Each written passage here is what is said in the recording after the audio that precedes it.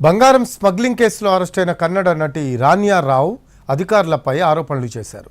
తనను వేధించారని న్యాయమూర్తికి చెప్పారు. మరోవైపు పోలీస్ కస్టడీ ముగియడంతో ఆమెకు 2 వారాల జ్యుడిషియల్ రిమాండ్ విధించింది కోర్టు.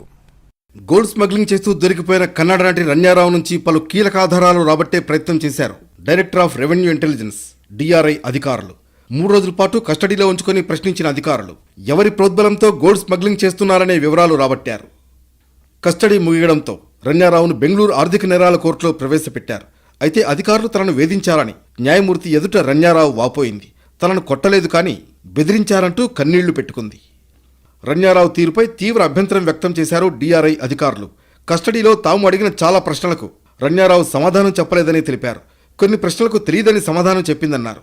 ఆధారాలు చూపించి మరీ ప్రశ్నిస్తే నోరు తెరవలేదంటున్నారు డిఆర్ఐ అధికారులు. మొత్తం విచారణ ప్రక్రియను వీడియో రికార్డు చేసినట్లు వివరించారు. గోల్డ్ స్మగ్లింగ్ వ్యవహారంలో ఓ హోటల్ యజమాని మనుమడు తరుణ్ రాజ్ ప్రమేయం కూడా ఉన్నట్లు గుర్తించారు డిఆర్ఐ అధికారులు. రాన్యారావుతో కలిసి అనేకసార్లు దుబాయ్ వెళ్లి వచ్చాడు తరుణ్ రాజ్. దీంతో అతన్ని అరెస్ట్ చేసి ఆర్థిక నేరాల కోర్టులో హాజరుపరచగా రిమాండ్ విధించింది. 5 రోజుల పాటు ప్రశ్నించేందుకు తరుణ్ రాజ్ను డిఆర్ఐ కస్టడీకి అప్పగించింది కోర్టు.